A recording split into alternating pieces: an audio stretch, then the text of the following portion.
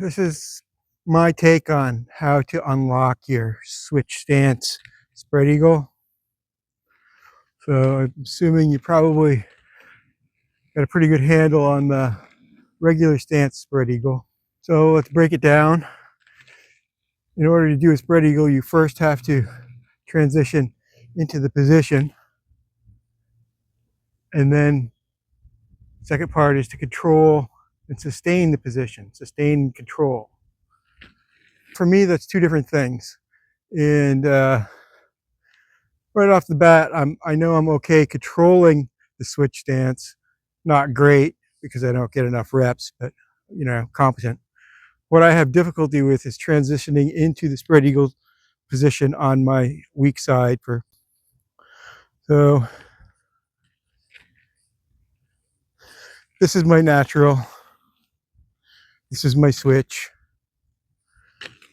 I'm really fluent with natural side, and my switch stance, despite the fact that it's exactly the same position, I have difficulty with. Why? Because I have difficulty transitioning.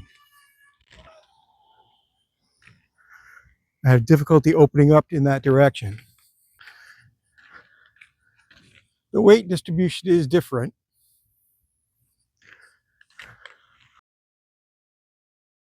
When I transition into my strong side, I unweight my right foot and bring it around. So that means I'm bearing all the weight on my left foot. And when I do the same thing, I have a problem opening up in the hip.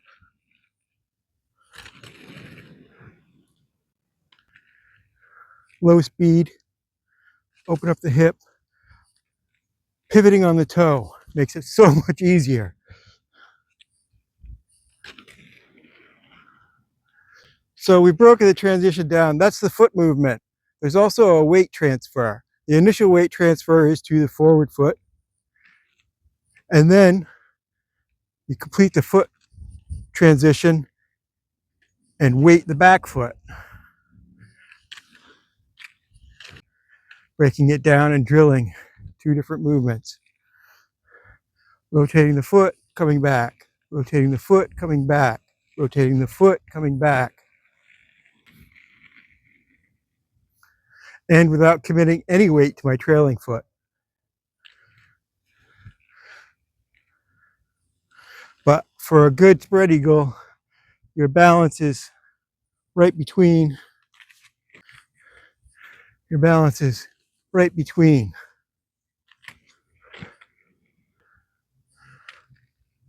So then to complete the movement, first we transition, commit weight, and then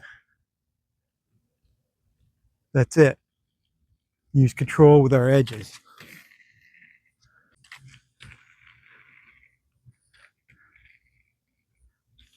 Going slow helps. I have a center line here. I don't know how well it shows up on video, but that also helps me quite a lot.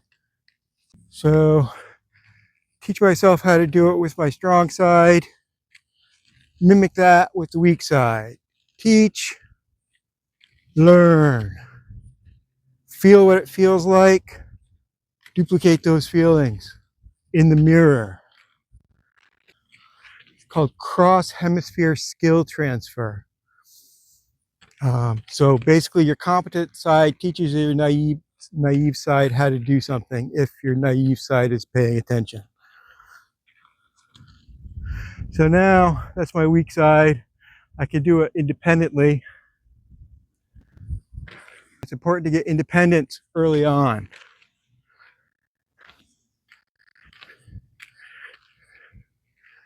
If you only ever transition to your weak side from your strong side,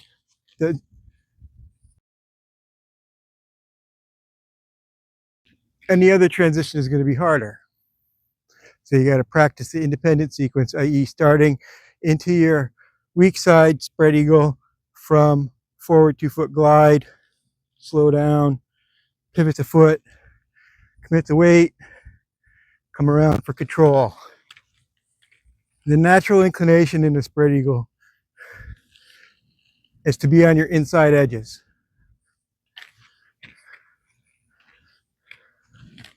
The control comes when you can use your outside edges.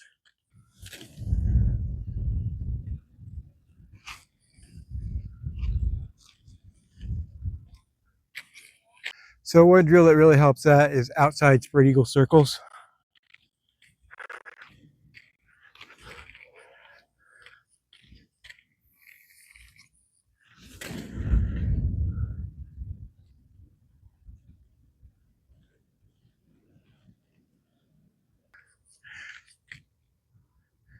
So in order to get that outside edge, you have to be able to open your hips.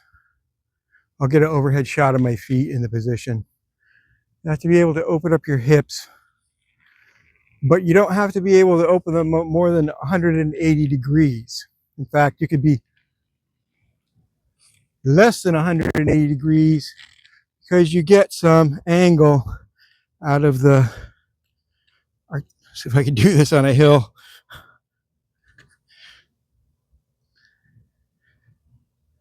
Out of your ankles, your knees, your hips, and you're lean. The big thing is you're lean. For your outside spread eagle, you're leaning on your outside edges.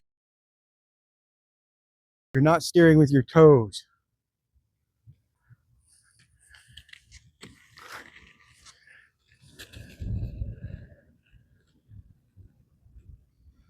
Lean in, lean out. Shoulder counter rotation makes it feel like you're opening up to your right side before you open up to the left side. I don't have to counter rotate my body at all to do it natural, but for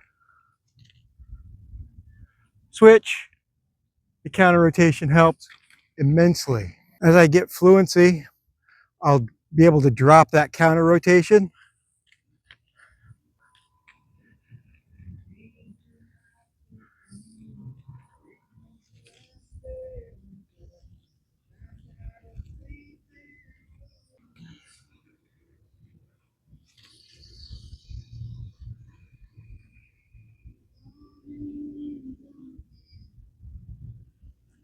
And then work on control.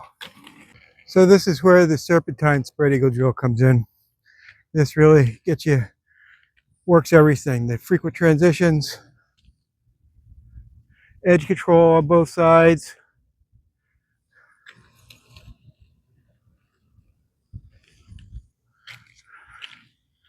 And that's why I like the line so much. Ideally, I would like to be able to do this exactly the same way, same arcs on both sides of the line. So it would look like a sine wave, basically.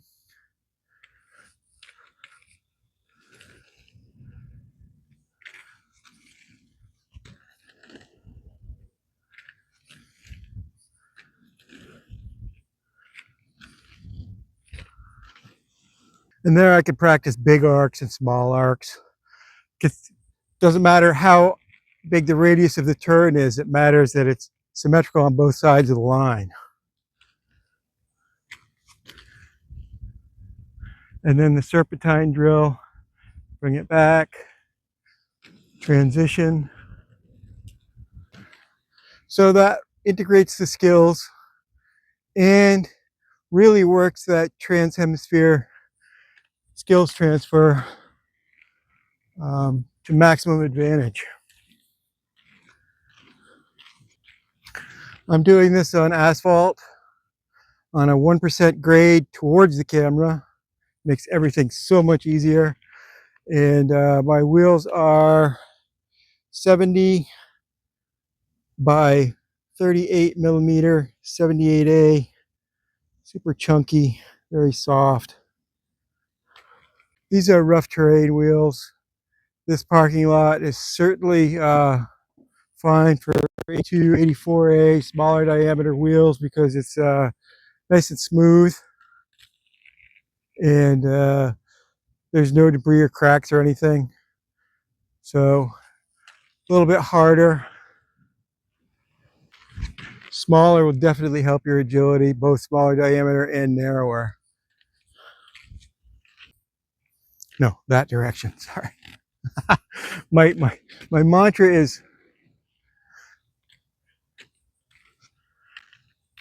To develop bilateralism, drill your weak side twice as much as your strong side until you forget which is what I just did.